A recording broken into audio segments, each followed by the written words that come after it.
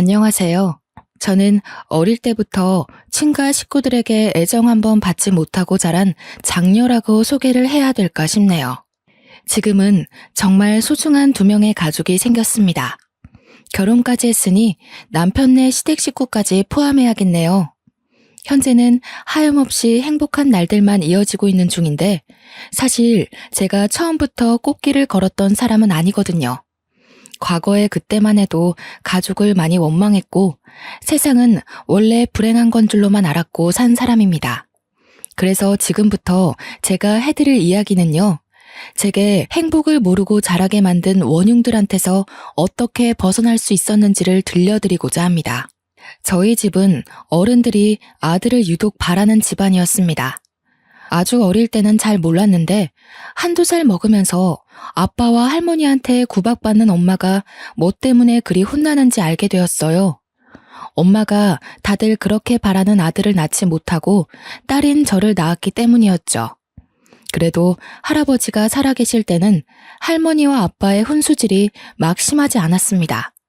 할아버지가 세상을 뜨고 나서부터 할머니의 윽박은 기다렸다는 듯이 심해졌고 엄마를 포함해 저까지 미움을 받았어요. 제가 완전 아기였을 때는 당연히 기억이 안 납니다. 조금 크고 나서 생각한 건데 아마 엄마 아빠는 뱃속에서 제 성별이 드러나자마자 저를 가지고 많이 싸우지 않았을까 싶어요. 이유는 당연하잖아요. 내가 딸이기 때문이었죠. 오직 그 이유 하나가 하루하루 집안이 풍비박산 되어가는 유일한 근거였습니다. 제가 보기엔 할머니도 할머니지만 엄마의 배우자인 아빠가 참 너무했다고 봤는데요. 당시에 아빠가 더 미웠던 건 할머니는 같이 사는 게 아니라서 많이 안 만나기도 했고 아빠가 엄마에게 아들 못 낳는 귀신이라며 막대하는 걸 매일 봤기 때문이에요. 엄마에게만 향하던 아빠의 불같은 화살이 제게 튀기까지 그리 길게 걸리지 않았는데요. 제 기억으로 아빠가 저를 안아준 적은 단 한 번도 없었습니다. 아빠는 항상 저한테 들어가는 모든 돈을 아까워했고 오히려 엄마한테 주던 생활비를 끊기까지 했어요. 때문에 엄마는 따로 알바를 하면서 제 초등학교를 보낸 걸로 알고 있습니다. 저는 초등학교 때부터 집안 돌아가는 분위기를 눈치챘어요. 개학을 앞두고 마지막 일기를 쓰고 있을 때 아빠가 술 먹고 들어와서 엄마에게 호통치는 걸 들었거든요. 야, 이 옆했네야. 집에서 식충이처럼 밥 축낼 시간에 아들 낳게 해달라고 기도라도 하란 말이야. 고작 딸 하나 낳고서 밥이 목구멍으로 넘어가냐? 넘어가냐고. 몇 번을 말해. 그게 내가 원하는 대로 되냐고. 나만 문제 있어? 아들씨 못 부리는 당신도 잘못 있는 거 아니야? 하늘이 정해주는 걸 나더러 뭘 더 어쩌라고. 이 썩을 년이 건방지게 어디서 큰 소리야?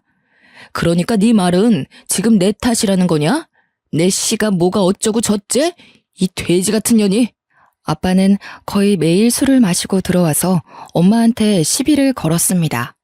손찌검도 빠지지 않았고요.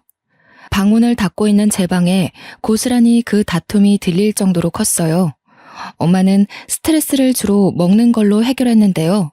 그렇다고 살이 찌거나 덩치가 큰 게 아니었거든요. 아빠가 술 취해 쓰러져서 모르겠지만 엄마는 먹었던 음식을 새벽에 모두 토해내고 말아요.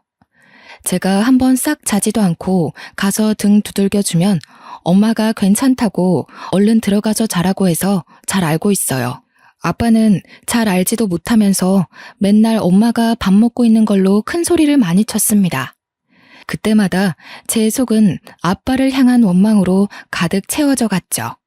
이 모든 불행이 단지 엄마가 아들을 못 낳아서라는 게 그 어린 나이에 저는 진짜 이해가 안 갔습니다.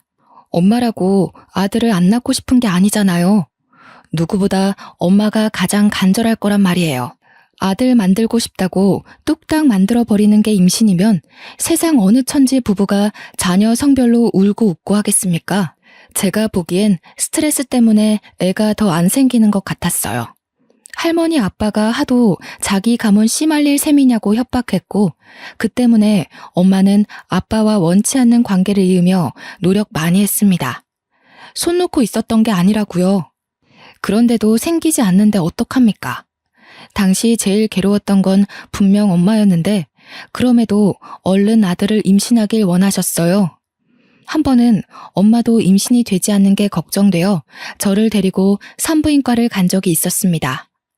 병원에서 엄마한테 너무 스트레스가 과도해서 몸이 아기 집을 만들 만한 건강을 못 갖췄다고 하는 거 있죠. 그래도 어쩝니까? 그 집을 나오지 않는 이상 스트레스와 함께 살아야 하는데 엄마는 스트레스 때문에 임신이 잘 안 된다는 걸 아빠 할머니한테 숨겼습니다.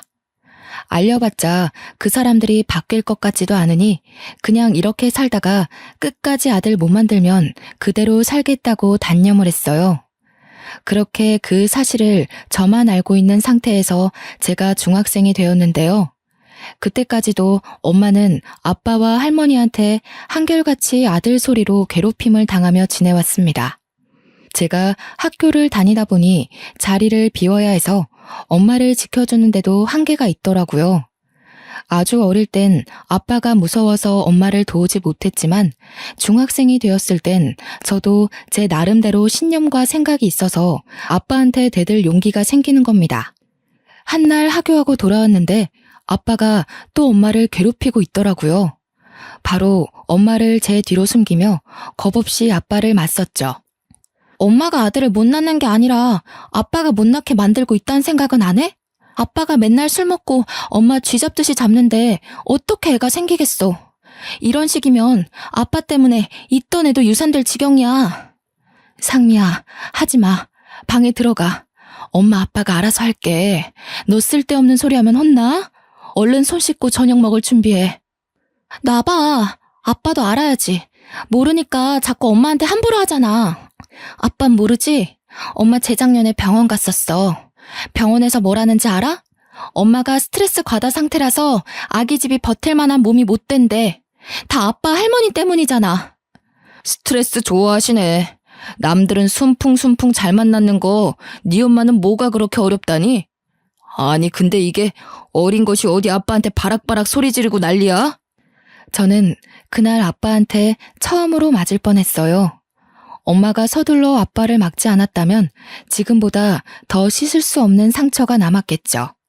엄마가 저보고 방에 가라고 소리쳐서 저는 그 자리를 피할 수 있었습니다. 원래 아빠가 저한테 욕은 해도 손찌검은 안 했는데 솔직히 저도 그날 아빠 손이 올라오는 걸 보고 좀 많이 놀랐어요. 그리고 동시에 실망도 컸습니다. 그래도 아빠라고 생각해서 제가 노력하면 언젠가 아빠를 변화시킬 수 있지 않을까 하면서 한 번씩 관계 회복을 위해 애쓰기도 했거든요. 그날 후로 저는 아빠에게 딸로서의 마음을 다 접어버렸습니다. 부모 자식 간의 마지막 애정을 완전 놓아버리니 아빠를 향한 제 마음에 남은 건 분노와 원망밖에 없더군요. 저는 사춘기의 히스테리를 아마 아빠한테 제일 많이 부렸던 것 같아요. 엄마를 괴롭힌다 싶으면 자다가도 뛰어가 아빠한테 대들었으니까요. 그래도 아빠는 제가 악바리 근성으로 막아대니 엄마한테 손찌검하는 걸 줄이긴 하더라고요. 여전히 한숨 쉬고 욕하는 건 마찬가지였지만 그동안에 비하면 엄마를 덜 함부로 했습니다. 스트레스 과다 때문에 아기 집이 불안정하다고 하니 그 말에 살짝 겁먹은 듯한데 진작에 말해줄 걸 싶더군요. 엄마도 참 제 엄마지만 당시에는 어린 마음에 엄마가 너무 바보 같다고 생각했습니다. 대체 왜 아빠 할머니한테 휘둘리는지 모르겠는 거예요. 제가 이렇게 살지 말고 아빠 할머니 버리고 도망가자고 했는데도 엄마는 저를 타이르기만 했어요. 아들만 낳으면 아빠도 안 그럴 거야. 너 처음 가졌을 때 아빠가 얼마나 좋아했는지 알아? 내가 아들인 줄 알아서 그랬다면서. 할머니가 딸이 확실하다는 태몽을 꿨다면 나 엄마 지금처럼 똑같이 찬밥 신세였을 거야. 엄마는 아빠와 할머니의 본색이 어떤지 알면서도 제게는 그 사실을 자꾸 미화시켰습니다. 그러면서 하는 말이 엄마 아픔을 위로해주는 건 너무 기특하고 고마운데 식구를 너무 원망하지 말라고 하네요. 사춘기가 오기 전에 저는 제가 행동거지를 잘못하면 괜히 엄마가 욕먹을까봐 일부러 더 아빠 할머니한테 예의를 갖추고 살았거든요. 근데 할머니 아빠한테는 제가 잘하고 못하고가 중요한 게 아니더라고요. 그때부터 저는 느꼈어요. 이 사람들은 충분히 원망의 대상이 되어도 되는 사람들이라고. 제게는 이미 마음속에서 정리되기 시작한 사람들이었습니다. 엄마는 그러지 말라고 했지만 그것만큼은 엄마 말을 따라줄 수가 없어서 저는 계속 버릇없이 굴었어요. 그 뒤로도 엄마는 아빠와 임신을 하기 위해 계속 노력을 했습니다. 그러다 한 해를 넘기기 전에 기쁜 소식이 들려왔는데요. 이번엔 엄마가 정말 임신을 하게 된 거죠. 태어난다면 제게는 띠동갑도 넘는 동생이 생긴 것이기도 했고요. 막상 동생이 생긴다니 저도 오랜만에 뜬구름 같은 기분을 느꼈어요. 여동생이든 남동생이든 다 예뻐해줄 자신이 있었지만 이왕이면 남동생이길 바랬습니다. 저도 할머니 아빠 말처럼 해주기 싫은데 한편으론 엄마가 아들을 낳아서 그들에게 그만 인정받기를 원했거든요. 성별을 확인할 수 없는 시기에는 할머니 아빠가 엄마한테 폭언을 조금 삼갔는데요. 겨우 얻은 아이를 혹시나 유산하게 되면 안 되니까 조심하는 듯 했습니다. 그렇다고 환대를 하는 건 또 아니었어요. 행여나 뱃속의 아이가 딸일 경우 할머니와 아빠는 엄마를 가만두지 않으려고 벼르고 있었으니까요. 아마 저를 아들로 착각해서 기뻐했던 것처럼 김칫국 마시지 않기 위해서 참고 기다리는 것 같았어요. 저희는 원래 한 달에 한 번 할머니 집에 가서 밥을 먹곤 했는데요. 한날은 식사 자리에 할머니 아빠가 엄마한테 하는 말이 참 가관이었습니다. 애기 성별 정확히 하려면 한 20주 정도 걸린다더라. 애미 너 이번에도 딸이면 그만 우리 아들이랑 이혼하거라. 나도 더 늙기 전에 딴 여자 찾아서 대를 이어야겠소. 이러다 우리 집안 망하겠네. 이게 지금 손녀고 딸인 제 앞에서 할 소리인가요? 엄마도 자식 앞에서 체면이 있는데 그런 모욕을 대놓고 들었으니 얼마나 속상하겠습니까? 그렇잖아도 엄마는 들고 있던 숟가락을 부들부들 떨며 눈물을 떨구고 있는 겁니다. 그러면서 숟가락을 식탁에 탁 내려놓더니 평소와 다르게 할머니께 조금 큰 소리를 내었습니다. 어머님, 정말 너무하세요. 당신도 진짜 사람 아니야. 어떻게 사람을 성별로만 판단해요? 그깟 돼 있는 게 뭐가 그렇게 중요한데요? 막말로 제 아이 태어나고 어머님은 얼마나 사실 수 있는데요? 돌아가시고 나면 그만인 거지. 대를 잇고 못 잇고가 죽고 나면 대체 무슨 상관이냐고요. 뭐야? 말하는 싸가지가 뭐 이래? 어디서 안 하던 짓을 하고 있어? 너 지금 애 하나 생겼다고 유세 부리는 거냐? 쫓겨나고 싶니? 네, 유세 좀 부려볼게요. 어머님도 이딴 게 아들이라고 엄청 유세 부리시잖아요. 저는 그러면 안 되나요? 적어도 제 아이들은 어머님 아들보단 다 잘날 거예요. 당신 미쳤어? 우리 엄마한테 무슨 말버릇이야? 그리고 뭐? 이딴 게 아들? 이게 임신했다고 오냐오냐 해줬더니 확 그냥. 그때 아빠가 엄마를 향해 숟가락을 올리는데 예전 같았으면 바로 내리쳤을 것을 엄마의 임신 때문인지 그냥 때리는 신용만 하더라고요. 아빠가 분을 삭히며 열을 내고 있는 순간 그때 시모가 식탁 위에 있는 동치미 국물을 엄마한테 뿌렸습니다. 엄마 옷이 동치미 국물에 쫄딱 젖고 말았죠. 기어오르는 것도 정도가 있지. 네가 뭐라도 된 것 같으냐? 너는 그냥 우리 집안 후손을 낳아줄 기계일 뿐이야. 며느리 대우라도 받고 싶었나 본데 착각하지 말거라. 애미애비 없는 년은 이래서 안 돼. 저는 외할머니 외할아버지가 없어요. 제가 겨우 2살일 때 두 분 다 뇌출혈로 돌아가셨다고 들었습니다. 그래서 할머니가 제 엄마한테 한 번씩 애미애비 없는 년이라고 생각 없이 툭툭 던졌는데요. 제가 저때 사춘기 절정이었다고 말하지 않았습니까? 그래서 인정사정이 없는 상태였거든요. 저는 할머니의 몰상식한 행동에 참지 않고 자리에서 일어나 식탁에서 가장 비중이 컸던 아구찜 접시를 들었습니다. 할머니 얼굴에 사정없이 냅다 뿌려버렸어요. 접시에 늘러붙은 콩나물까지 손으로 싹싹 긁어서 던졌고 할머니 옷에다가 더러워진 손을 닦았습니다. 할머니가 기어오르는 사람한테 이런 식으로 하길래 저도 한번 해봤어요. 기분 나쁘세요? 알면 작작하세요. 한 번만 더 우리 엄마 건들면 저 더한 짓도 할 거예요. 그 아구찜도 엄마가 입덧으로 생선을 힘들어했는데 할머니가 자기 아들 좋아하는 음식이라고 무시하고서 준비한 거였어요. 저는 경악하는 할머니 얼굴을 똑바로 마주하면서 겁도 없이 노려봤습니다. 지금 돌아봐도 그때 저는 무척 거침이 없었다고 봅니다. 현재는 상상도 못할 용기거든요. 할머니는 빨간 국물이 범벅된 처참한 몰골로 소리를 아악 지르면서 절규했습니다. 1년을 도모아 샀던 분홍빛 원피스가 더럽혀졌다며 난리가 났네요. 여태 늙은 몸뚱이에 가려져 태가 안 살아서 몰랐는데 나름 값비싼 명품이었나 보더라고요. 야, 너 이 기집애 할머니한테 무슨 짓이야? 오늘 아주 둘이서 쌍으로 사람 열받게 하네? 네가 엄마 몫까지 대신 감당할래?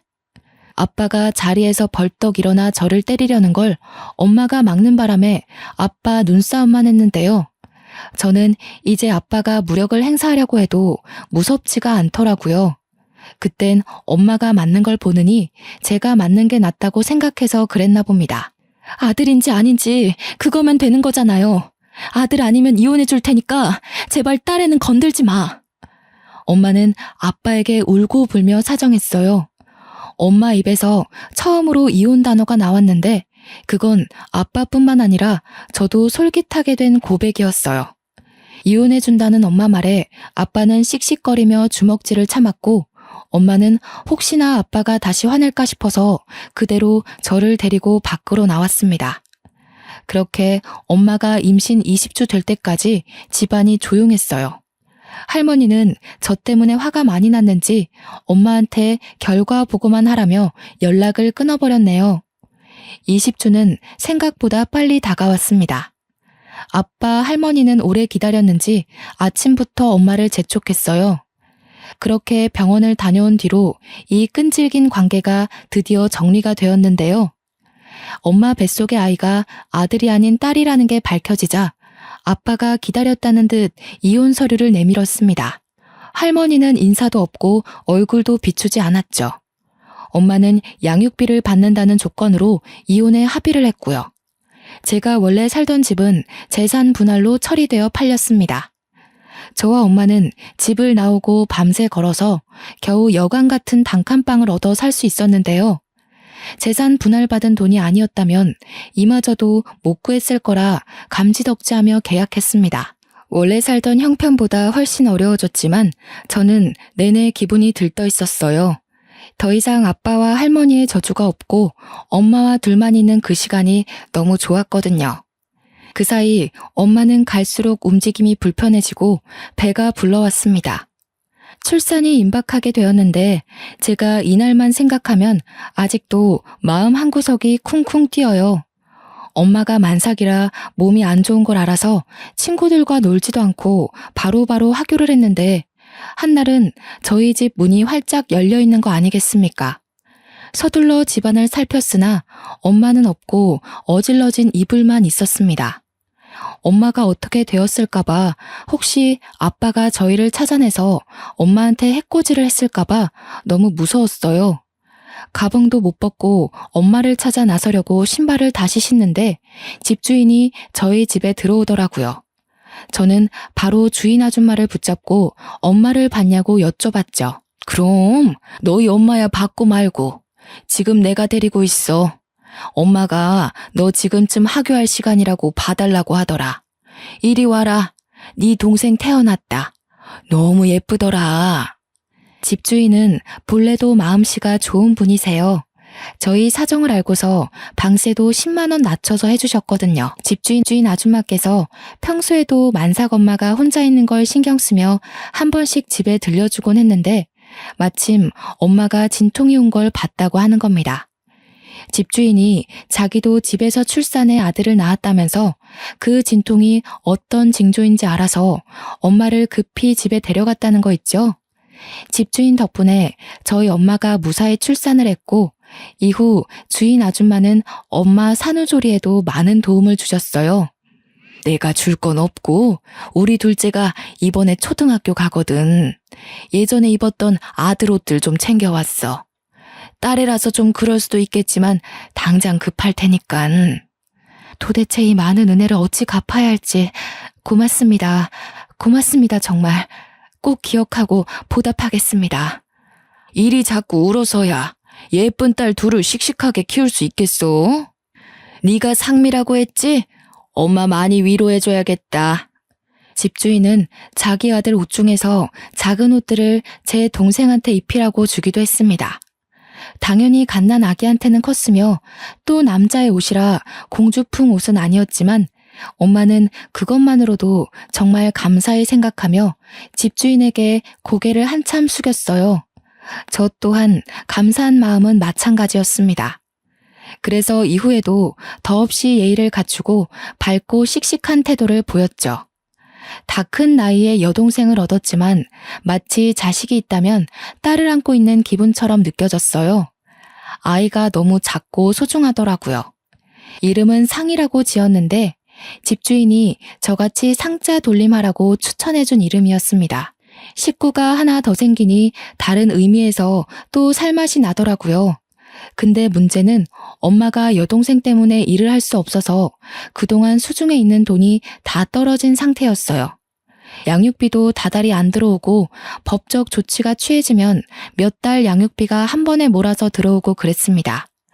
사지 멀쩡한 저는 더 이상 엄마 말대로 공부만 할 순 없겠더라고요. 그래서 고등학생 되자마자 알바를 시작했습니다. 선생님께는 어려운 사정을 말하고 야자를 뺐고요. 그렇다고 학습을 게을리한 건 아니었습니다. 따로 공부할 시간이 부족해서 특히 수업 시간에 집중을 했죠. 학교 교육만으로도 충분히 제 성적은 무섭게 치고 올랐고 어느새 진학 상담할 때가 되고 보니 서울대보다 한 단계 낮은 대학에 장학금을 받고 갈 수 있는 수준이 되어 있더군요. 엄마, 내가 꼭 훌륭한 건축사가 돼서 집 선물해 줄게. 상이 방, 내 방, 엄마 방 하나씩 있는 걸로. 엄마는 어떤 집에서 살고 싶어? 아이고, 무슨. 엄마는 바라는 거 하나도 없어. 해준 것도 없는데 네가 이만큼 잘 커준 것만으로도 충분히 선물 받은 기분이야. 엄마 신경 쓰지 말고 그냥 공부만 열심히 해줘. 또 이런다. 내가 왜 공부 열심히 했는데 엄마 상이 같이 살 집 만들고 싶어서 건축과 간 거란 말이야. 엄마는 저를 기특하게 여겼지만 정말로 어떤 걸 크게 바라지는 않았습니다. 엄마 성향을 알기 때문에 저는 엄마가 괜찮다고 해도 밀어붙일 생각이었어요. 그래서 엄마가 쉬엄쉬엄 하라는 말에도 뭐든 최선을 다해 임하고 집중하며 지냈습니다. 저는 대학을 다니면서도 알바를 자처해서 열심히 돈을 벌었고 그 돈을 전부 엄마한테 생활비 하라고 보내줬습니다. 덕분에 엄마는 그 돈으로 상이를 어린이집까지 보내면서 키울 수 있었어요. 참 청춘이었네요. 저도 제가 이렇게 목표만 보고 무섭게 달릴 수 있는 사람인지 몰랐거든요. 졸업할 무렵 저는 한 건축회사에 인턴 시험 합격했고요. 4학년 마지막 학기에 바로 인턴 일을 시작했습니다. 저는 인턴 때부터 유능한 신입으로 인턴들 사이에서 입소문을 타게 되었는데요. 그 덕분에 선배님들이 잘 봐주셔서 수습을 무사히 통과하고 정사원이 되었고 그 뒤로도 쭉쭉 승승장구만 하였습니다. 직장인으로 생활한 지 한 5년 차 되었을 때였던 것 같은데요. 저희 식구는 제법 이사 갈 수 있는 돈을 모아서 그 단칸방에서 벗어날 수 있었습니다. 저는 그동안 저희 식구에게 큰 은인이나 다름없는 집주인께 너무 감사해서 그 보답으로 작은 사례를 준비해서 드렸어요. 어머나, 나를 뭘로 보고 이 돈 못 받아. 내가 어디 돈 받으려고 너희 식구 들여다봤겠니? 상미야, 이 아줌마 이상한 사람 만들지 마. 저 없을 때 엄마한테 요리도 가져다 주시고 같이 데리고 외식도 해주셨다고 들었어요. 우리 상이도 아줌마 늦둥이 아들이 많이 챙기고 놀아준 거 알아요. 꼭 보답하고 싶어요. 그래야 제가 다음에 아줌마 얼굴을 계속 볼 수 있을 것 같아요. 아유, 나 이런 거 불편하고 민망한데 어쩜 집안 사람들이 이렇게 다 마음이 예쁠까. 상미야, 혹시라도 그 썩을 놈 찾아오면 이 아줌마한테 전화해. 동생이 저기 어디 잘 나가는 검사야. 집주인은 저희가 택시 탈 때까지 배웅을 해주셨습니다. 언니 동생 하면서 지낸 엄마도 집주인과의 작별을 아쉬워했지만 연락처가 있으니 언제든지 또 만나기로 기약했죠. 저희 세 식구는 그렇게 조금 더 형편 괜찮은 신축 오피스텔로 이사를 갔습니다. 겨우 방 2개라지만 상희가 집이 예쁘고 크다고 좋아라면서 방방 뛰는 거 있죠. 웃음이 만개한 식구들의 표정을 보는데 고갈된 체력이 싹 충전되는 기분이더라고요. 그렇게 저희 처지는 훨씬 성장을 했고 제 인생에는 또 다른 축복이 찾아왔습니다. 같은 회사 팀장인 남자와 연애를 하게 되었거든요. 남자친구가 먼저 다가와줘서 시작하게 된 만남입니다. 남자친구는 저와 대화를 나눌 때마다 제 꿈에 대해 늘 감탄을 많이 해주었어요. 내가 도울게. 자기가 식구들 위해서 노력하는 모습 보니까 나까지 내 직업에 자부심 생기더라고. 나 자기한테 되게 많이 배워. 알지? 저희 식구가 살 집을 구상하는데 남자친구가 자꾸 도와주려고 해서 미안한 마음에 거절하고 있었는데요. 남자친구가 계속 진정성을 보여주니까 더 밀어내는 것도 무리겠다 싶더라고요. 저는 면목 없지만 남자친구의 능력을 도움받아 본격적으로 건축을 실현시킬 준비를 해나갔습니다. 미래에 우리 엄마가 편히 지낼 주택집을 짓고 싶다 하니 공기 좋고 물 좋은데 심지어 가격까지 괜찮은 땅을 열심히 알아봐 주더라고요. 남자친구 덕분에 한동안 여기저기 땅 보러 다니느라 바쁘게 지냈네요. 일하다가 알게 된 건데 남자친구가 건축 계통에서 꽤 이름 날리는 유능한 팀장이더라고요. 당연히 바쁠 텐데도 끝까지 제가 하는 일에 힘 보태겠다고 고집을 부려 고맙다가도 난처했던 게 한두 번이 아니네요. 그렇게 아빠와 할머니 없는 세상에서 저는 제 식구들과 행복할 날만 남았다고 생각했습니다. 그런데 역시 그 악독했던 인연이 쉽게 떨어져 나갈 건 아니었나 봅니다. 남자친구와 함께 땅을 보고 퇴근 후 같이 우리 집에 가게 되었는데 집 앞에 갔더니 학교 마치고 하교한 상희가 누구와 같이 서 있는 겁니다. 당시 여동생 나이는 15살이었습니다. 누군가 싶어서 상희를 따로 부르지 않고 남자친구와 함께 다가갔는데요. 아무리 봐도 우리 손녀 똑 닮았는데 이름이 상희라고 했니? 언니가 정말 상미 아니야? 익숙한 목소리를 듣자마자 저는 순간 걸음을 멈췄습니다. 한동안 묻어두고 지냈던 할머니였기 때문이죠. 오랜만에 보는 것이기도 했고 몰골이 너무 거짓골이라서 바로 못 알아봤던 거예요. 깜짝 놀란 저는 뒤늦게 정신 차리고 쫓아가서 여동생을 분리시켰습니다. 뭐야 당신? 여기가 어디라고 찾아와요? 무슨 낯짝으로 우리 식구를 찾아오냐고요. 당신이 그럴 자격이나 되는 사람이에요? 어머나 상미야. 우리 손녀가 벌써 이만큼이나 컸어? 참 예쁘게도 컸네. 저 아이가 혹시 내 둘째 손녀니? 맞는 것 같은데 자꾸 언니 되는 사람이 상미가 아니라고 해서. 제가 모르는 사람한테 뭐든 비밀로 하라고 했거든요. 손녀 같은 소리 하지 마세요. 여기 당신 손녀가 어딨는데요? 얼굴 보기 껄끄러우니까 당장 꺼져요. 할머니는 예전에 명품을 두르고 있던 모습과 딴판인 차림새였습니다. 어디서 주운 것 같은 옷을 입고 있었어요. 늘 화장이 가득한 얼굴은 기미가 덕지덕지 그을려 있었고요. 제발 네 엄마 좀 만나게 해다오. 도무지 문을 안 열어준다. 내가 네 엄마한테 꼭 해야 될 말이 있어. 분명 안에 있는 것 같은데 말 좀 해줘라.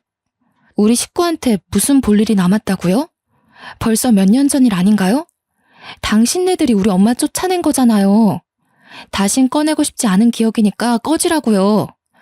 아이고 상미야, 이 할미가 잘못했다. 내가 이렇게 사정할게.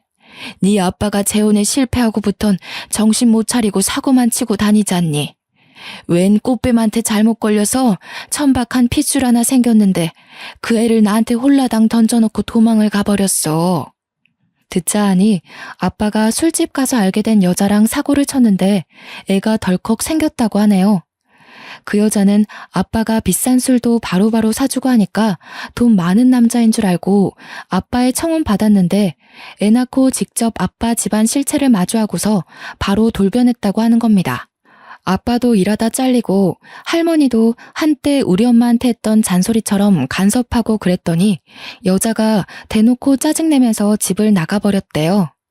그 여자가 낳은 애는 아들이라는데 할머니 말로는 아빠도 말을 안 듣는데 애까지 울어대서 하루하루 정신을 못 차리겠다고 해요.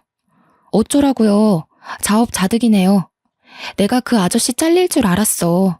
할머니가 그리 오냐오냐 키우니까 대책 없이 사고만 치는 거 아니겠어요? 할머니가 뿌린 씨, 할머니가 거두는 꼴인데 뭐가 어때서요? 그때 엄마가 저희 다툼을 들었는지 바깥에 시끄러운 소리가 베란다까지 타고 들어오자 결국 밖으로 나오셨어요. 엄마 들어가. 내가 해결할게. 할머니가 엄마한테 애걸하려는 것 같거든? 엄마 마음 약한 거 알고 기어코 찾아내서 부탁이라도 하려고 그러나 봐. 아니야. 내가 한마디 해야 이 늙은이가 다신 걸음 못하지. 상미 너는 동생이 손님 데리고 먼저 집에 들어가 있어라. 할머니는 화가 나서 내려온 엄마에게 달려가 급히 손 붙잡았습니다. 저는 엄마 혼자 두고 갈 수 없어서 남자친구에게 여동생을 데리고 먼저 올라가라고 부탁하고 엄마 옆을 꼭 지켰어요. 그렇게 원하시던 손자 보셨잖아요. 천박한 핏줄이든 버려진 혈육이든 당신이 바라는 대로 대가 이어진 거 아닌가요? 어린애가 떼쓰는 것도 아니고 이랬다 저랬다 뭐 하는 겁니까? 이제 와서 아쉬우세요? 그렇게 무시하던 딸 집안에 무릎이라도 꿇고 싶나 보죠? 그래, 꿇으라면 꿇을 수 있어. 그러니까 상미애미야, 화난 거 충분히 이해한다. 내가 정말 힘들어서 그래. 옛정 생각해서 우리 한번 도와줄 순 없겠니? 지금 이러시는 거 용서가 아니라 목숨 구걸하는 걸로밖에 안 보이거든요? 당연히 힘드셔야죠. 그렇게 떠받들던 아들이 손자한테 발목 잡히신 기분 느끼셔야죠. 말년에라도 그 융통성 없는 신념이 무너질 수 있어서 참 다행이네요. 남은 생 아들들이 주는 복 실컷 받으려고 그런가 봐요. 팔자라고 생각하고 사세요. 엄마는 그대로 저를 데리고서 집에 돌아왔습니다. 할머니가 뒤따라 쫓아와서 몇 번을 문을 두들겼지만 엄마는 경찰 부르기 전에 꺼지란 소리만 하며 문을 열어주지 않았어요. 그리곤 나중에 기척이 없자 그대로 소금을 들고 나가서 집 주위에 뿌리더군요. 새집 기운 망친다면서 정말 꼼꼼히도 뿌렸습니다. 제 남자친구도 저희 집 사정을 얼추 다 알고 있어서 엄마와 저를 한참 위로해줬어요. 그 뒤로 할머니는 더 이상 모습을 드러내지 않았는데요. 주변을 경계하며 지내던 사이 어느새 남자친구와 결혼을 약속한 사이가 되었습니다. 제 오랜 꿈이었던 우리 식구가 지낼 만한 전원주택 있잖아요. 예비 남편이 혹시라도 제가 사기당할까봐 손수 토지 계약 다 알아봐주고 저렴하고 괜찮은 집터로 구해줘서 야무지게 준비할 수 있었어요. 예비 남편이 추천해준 근교의 땅도 대출을 조금 받아서 매매를 했고요. 그렇게 계곡이 근처에 있는 땅에서 전원주택 공사가 들어갔습니다. 제가 몇 년을 노력해 만든 설계 도면을 가지고 남편이 추천해준 건축사와 함께 저렴한 견적으로 짓고 있어요. 아, 그리고 예비 남편과 결혼식 날짜 정하기 전에 상견례 약속부터 잡았는데요. 제가 그날 정말 깜짝 놀랐잖아요. 서로 일이 바빠서 시부모님을 상견례 때 처음 뵈었거든요. 그런데 시모가 다름 아닌 제가 아는 분이지 뭡니까? 옛날에 저희 엄마 저를 도와준 그때 그 집주인 아줌마인 거 아니겠어요? 왜 있잖아요. 제가 돈을 준다고 해도 손살에 치셨던 마음 좋은 아줌마요. 어머나, 이게 누구야? 석희 동생이 성미 아니니? 세상에나, 이게 다 무슨 인연이야? 저 다 큰 아가씨가 그때 그 아기 성이야? 예, 언니, 저 애가 성이에요. 언니 덕분에 무사히 낳았던 그 아이요. 도대체 어떻게 이런 우연이 있단 말이에요. 심장이 다 벌렁거리네. 자기, 우리 부모님이랑 아는 사이였어? 어떻게 아는 사이일 수가 있지? 나 지금 정신 없어서 이해가 하나도 안 되네. 나도 진짜 놀랬어. 내가 지난번에 말해준 적 있는데 기억할지 모르겠다. 옛날에 단칸방에서 되게 좋은 집주인 만났었다고 우리 식구한테 은인 같은 분이라고 했었잖아. 예비 남편은 제 말을 당연히 기억하고 있더라고요. 그래서 뒤늦게 놀랐습니다. 남편도 제 얘기를 들을 당시엔 그 집주인분을 엄청 칭찬했거든요. 저희는 서서 정신없이 인사를 나누느라 한참 뒤에 착석했는데요. 시모 옆에는 상위 또래로 보이는 남자애 하나가 있었는데 그 아이가 누군지 바로 감이 오더라고요. 네, 바로 집주인 집에 있던 늦둥이 둘째 아들이었어요. 우리 상이 어린이집 다닐 때 그 옆에 초등학교를 다니면서 항상 상이를 친동생처럼 손잡고 등하교 하던 아이였죠. 그땐 저보다 한참 작았는데 상견례 때는 이미 저보다 키가 훌쩍 커 있는 거 아닙니까? 문득 세월이 확 느껴지더라고요. 그렇다면 저 아이가 예비 남편 남동생이라는 건데 생각을 곱씹을수록 정말 놀라운 인연이지 않습니까? 서로 감격에 겨워서 근황 얘기에만 빠져 있다가 엄마가 뒤늦게 결혼 이야기를 꺼내며 걱정되는 마음을 표현했는데요. 아이고 언니, 이렇게 사돈까지 맺을 줄 몰랐는데 우리 가족이 한없이 부족해서 어떡해요. 이렇게 되면 저희가 너무 받기만 하는 꼴이 돼버리는데. 에헤이, 상미 듣기에 서운할 소리 한다. 상미 같은 며느리 얻을 수 있는 게 어디 쉬운 줄 알아? 그리고 부족한 애 만에 그런 소리 하지 말랬더니 아직도 그러네. 세상에서 너 같은 엄마들이 제일 대단하고 보물인 거야. 자식을 둘이나 혼자 키웠는데 그보다 더 가진 것 많은 집안이 어딨다고. 무슨요. 내가 면목이 없어서 그러죠. 아직 언니한테 갚지 못한 빚도 많은데 사돈집이 서로의 얼굴이 되기도 하잖아요. 우리 상미야 참 잘 커주고 자랑스럽지만 이쪽 사돈 자리가 영 시원찮아서 걱정이네요. 제가 돈이 없고.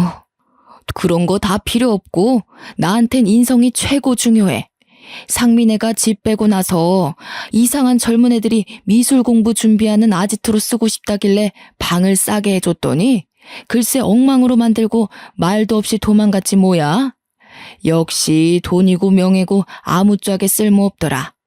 그러면서 시모가 제게 덧붙이는 말이 신혼집도 자기가 아들 위해서 마련해놨다면서 저한테는 몸만 오면 된다고 하는 거 있죠. 예비 남편 성격이 참 착하고 항상 상대방을 배려하는 모습이 보기 좋았는데 알고 보니 그 성격이 모조리 시모한테서 물려받은 거였죠. 시모는 며느리가 누굴까 걱정 반 기대 반이었대요. 요즘 젊은 사람들 엉뚱한 데서 속 많이 썩힌다면서 혹시라도 이상한 며느리 들어와서 귀중한 첫째 아들 인생 망칠까봐 신경을 많이 쓰고 있었다는 겁니다. 그런데 저를 보니 긴장했던 마음이 싹 가라앉았다네요. 그러면서 상견례 마무리될 때쯤 시모가 제 손을 꼭 잡아주면서 아가 하는데 하필 옛날 생각이 새록새록 겹치면서 울컥 눈물이 새더라고요. 시모는 그런 저를 한없이 예쁘게 봐주면서 어렸을 때 기특하게 봤던 제가 며느리로 들어와서 너무 좋다고 앞으로 많이 아껴주고 잘할 테니까 아들 잘 부탁한다고 하시는 거 있죠. 그렇게 양가 부모님들이 축복하는 아래에서 저는 남편과 소규모로 예쁜 결혼식을 올렸습니다. 저는 정말 시집살이 같은 거 일절 모르고 행복한 결혼 생활을 이어갔어요. 당연히 현재도 그 행복이 진행 중이고요. 그리고 전원주택이 얼마 전에 완공되었거든요. 남편과 제가 직장 일을 병행하면서 우리 엄마 이사 준비까지 돕고 있는데 하루하루가 여러모로 알차고 바쁜 와중에 이 사연을 쓰고 있답니다. 엄마는 이사하는 내내 마주할 때마다 웃음꽃이 펴 있었어요. 특히나 마당의 조그마한 텃밭과 연못이 그렇게 마음에 드나 봐요. 아직 내부에 정리할 게 한참인데 갈 때마다 손수 키운 농작물이 금붕어 샀다면서 자랑하시더라고요.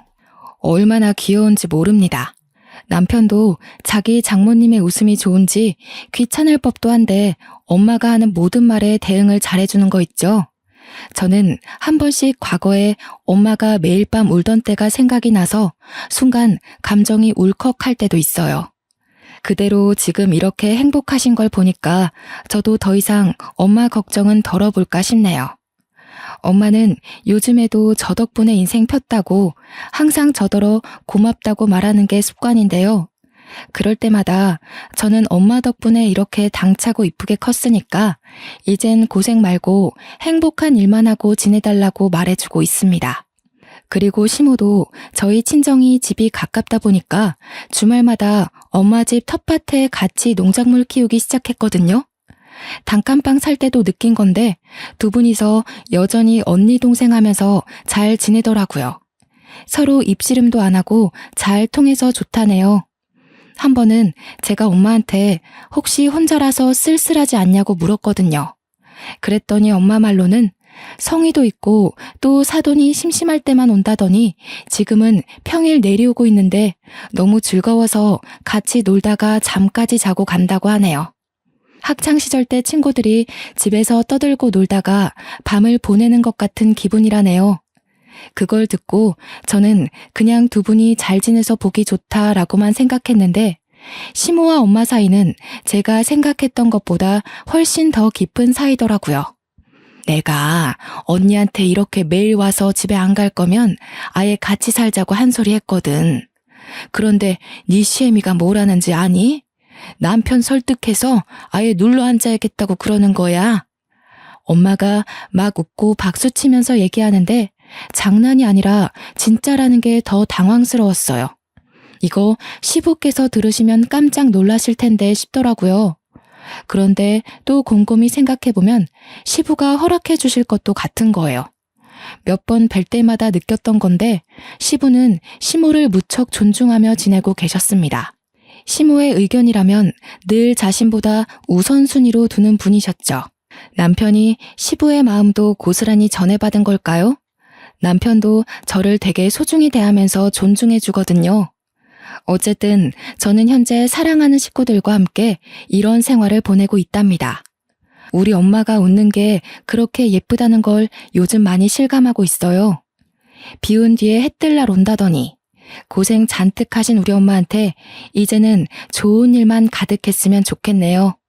사연이 좀 들을만 하셨는지 모르겠습니다. 제가 글을 유연하게 쓰는 솜씨가 없어서 듣는 분들이 거슬리진 않았을까 걱정도 되네요. 저는 되게 좋은 기회를 만나 제 인생을 털어놓을 수 있어서 좋은 시간 보냈습니다. 친구들에게 회포 푸는 기분과 비슷한 것 같기도 해요. 아직 다른 분 사연은 읽어본 적이 없는데 시간 날 때 다시 한번 찾아와야겠어요. 제 글은 이쯤에서 정리를 하도록 할게요.